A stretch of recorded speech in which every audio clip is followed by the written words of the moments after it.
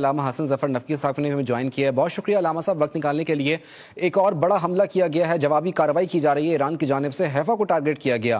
کیا سمجھتے ہیں خطے کی صورتحال مکمل طور کے اوپر یکسر تبدیل ہوتی ہوئی نظر آ رہی ہے اور اب اسی زبان میں جواب دیا جا رہا ہے جس زبان کو سمجھتا ہے اسرائیل؟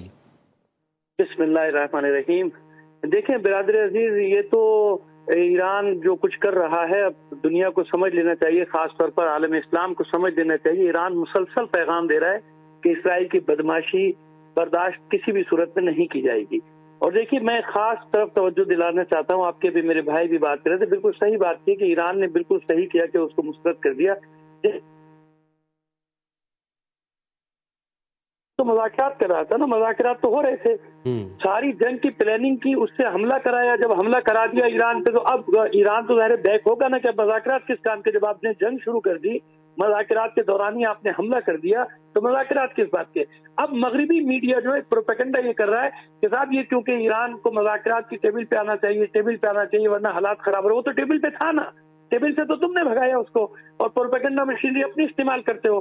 تو یہ جو ان کا میڈیا جو ہے نا, یہ سامراجی میڈیا ہم جس کو کہتے ہیں شیطانی میڈیا, یہ شیطانی میڈیا مسلسل ایک ہی بات کو پن کیا جا رہا ہے. ایران نے بالکل صحیح کیا کیونکہ مذاکرات کا نہ پہلے کوئی نتیجہ نکلنا تھا نہ بعد میں کوئی نتیجہ نکلنا تھا. اب آپ کیا سمجھتے ہیں کہ اگر مذاکرات شروع ہوں گے تو کیا نتیجہ نکل آئے گا؟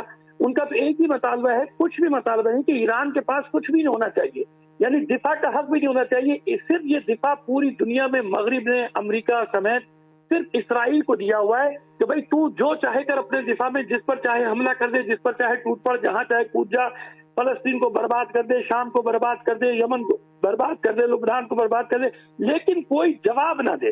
جیسے ہی اسرائیل کو جواب دیا جائے گا فوراً مغرب کی چیخیں بلند ہونا شروع ہو جاتی ہیں. مغرب چیخنے لگتا ہے کہ اسرائیل کو خطرہ ہے, امریکہ چیخنے لگتا ہے کہ اسرائیل کو خطرہ ہے. بہرحال دیکھیے ابھی جنگ تو میں نے ہر روز آپ سے کہہ رہا ہوں کہ جنگ ابھی شروع ہوئی ہے, دیکھیے کہاں تک جاتی ہے. لیکن عالم اسلام کے بہرحال یہ پہلا تو اچھا آیا ہے کہ سب کے سب نے ایران کا فیور کیا اور اس کی حمایت بھی کی, خاص طور پہ جو پاکستان کا نے اس وقت اسٹینڈ لیا ہے. میں بہرحال پھر عرض کر رہا ہوں کہ یہ بہت زبردست انہوں نے کام کیا ہے, بہت زبردست اسٹینڈ لیا ہے. اگر پاکستان کے ساتھ دو چار ملک اور کھڑے ہو جائیں نا تو یقین مانی صورتحال بدل جائے گی, صورتحال بالکل چینج ہو جائے گی, گیم چینجر بن جائیں گے یہ سب کے سب. ایران حوصلہ دے رہا ہے کہ بھائی کھڑے ہو جاؤ, بار بار ایک ہی میسج جا رہا ہے ان حملوں کے ذریعے سے کہ کھڑے ہو جاؤ. آپ دیکھیں نا اب یہ کتنی چھپا رہے تھے اپنی تباہی, آج پوری دنیا نے سیٹلائٹ سے بھی دکھا دیا کہ جن کی بیسز تباہ ہوئی ہیں اور درجنوں ان کے جنگی طیارے وہیں کھڑے کھڑے تباہ ہو گئے, برباد کر دیا انہوں نے. ان کے ریفائنری کو, ان کے نیوی کے اڈوں کو اڑا دیا, ان کے ہوائی اڈوں کو اڑایا ہے. اب کہاں تک یہ چھپائیں گے؟ ابھی تک بھی جانی نقصان بھی چھپا رہے تھے اپنا کہ کہیں 4 زخمی لوگ کہہ رہے تھے بھائی کیا میٹھی گولیاں مار رہا ہے ایران کہ ان کے 10 زخمی ہو گئے, 20 زخمی. لیکن اب وہ سب اب جنازے کے جو ان کے اٹھ رہے ہیں وہ سب کی بھی فلمیں آنی اور کچھ جیوز بھیج رہے ہیں, وہاں سے بھیج رہے ہیں. تو یہ تو طے ہو گیا کہ اسرائیل کو جو سبق ملا ہے, جو وہ سمجھ رہے تھے کہ ہم جہاں چاہیں گے گھس جائیں گے, اندرونی عناصر کے ذریعے جو انہوں نے وہاں پال رکھے تھے ان کے ذریعے سے بھی وہاں تہران میں انہوں نے حرکتیں کروائی. لیکن ایران نے جو جواب دیا ہے یہ تاریخی جواب دیا ہے. اس گزشتہ 78 سال میں اسرائیل کو کیا کسی کو بھی یہ توقع نہیں ہو سکتی تھی کہ ایک ملک اس طرح سے, جس کے پیچھے پوری دنیا کھڑی ہوئی ہے, سامراجی طاقتیں کھڑی ہوئی ہیں, وہ اس طرح کھڑا ہو کے تنہ تنہا ان کی بدماشی کو للکارے گا. یہ صرف ایران اسرائیل کو نہیں للکار رہا ہے, اسرائیل کو جواب نہیں دے رہا. آپ جانتے ہیں کہ آپ کے خود تجزیہ نگار بتا رہے ہیں کہ کتنے ملک اس کی سپورٹ میں سمندر سے لے کر خشکی تک کھڑے ہوئے, جو ان کے میزائلوں کو انٹرسپٹ بھی کرتے ہیں.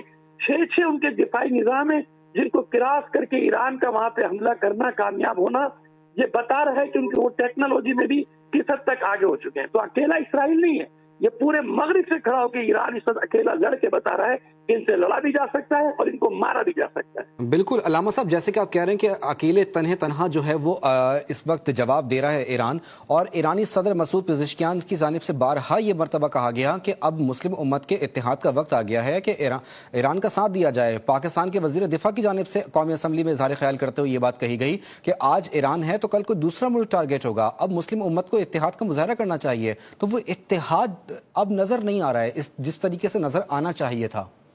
میرے برادر عزیز, میں آپ کو ایک بات عرض کر دوں. دیکھیے امت کی اگر آپ بات کریں گے نا تو امت میں اتحاد ہے, امت کا دل اس وقت خوش ہے, امت جو ہے وہ خوش ہو رہی ہے اس بات پہ کہ کوئی اسرائیل کی پٹائی کرنے والا ہے. اور جہاں تک پاکستان کی بات ہے میں پھر کروں گا, دیکھیے میں آپ سے صاف صاف کہہ رہا ہوں کہ حکومت کی مخالفت اپنی جگہ میں مخالف ہوں, لیکن اس پر پاکستان جو اسٹینڈ لے رہا ہے یہ بڑی بہادری اور کا اسٹینڈ ہے ہمارے علماء بھی. آپ دیکھیں نا, چاہے وہ کسی بھی مذہبی جماعت کے. صبح بھی میں ایک پریس کانفرنس دیکھ رہا تھا, مولانا طاہر اشرفی ساتھی سب کھل کر بات کریں نا, کوئی تقیّم میں بات نہیں کر رہا, چھپ کے بات نہیں کر رہا. وزیر دفاع جو ہے ہمارے خواجہ آصف صاحب, اسی طرح خواجہ سعد رفیق, وہ ڈپٹی وزیر اعظم, میں سب کو دیکھ رہا ہوں, فالو کر رہا ہوں. تو مجھے خوشی ہو رہی ہے کہ سب یعنی حقیقت حال اب سب سمجھ رہے ہیں, سب محسوس کرنے کہ بھئی آج اس کا نمبر ہے, کل میرا بھی نمبر ہو سکتا ہے. اور خواجہ آصف نے بہت ہی عمدہ باتیں کی ہیں. تو بہرحال میں یہی عرض کرنا چاہ رہا ہوں کہ دیکھیے, امت کی حد تک عوام کی اگر آپ بات کریں گے تو عوام اس وقت پورے دنیا کے جو مسلمان ہیں وہ عوام کی سطح پہ متحد ہیں. کچھ ہمارے حکمران, دوسرے میں نام نہیں لینا چاہتا, کہ وہ تھوڑا اسٹینڈ کر لیں, پاکستان کے ساتھ کھڑے ہو جائے اور ایران کے ساتھ کھڑے ہو جائے, تو انشاءاللہ صورتحال چند دنوں میں تبدیل ہو جائے گی.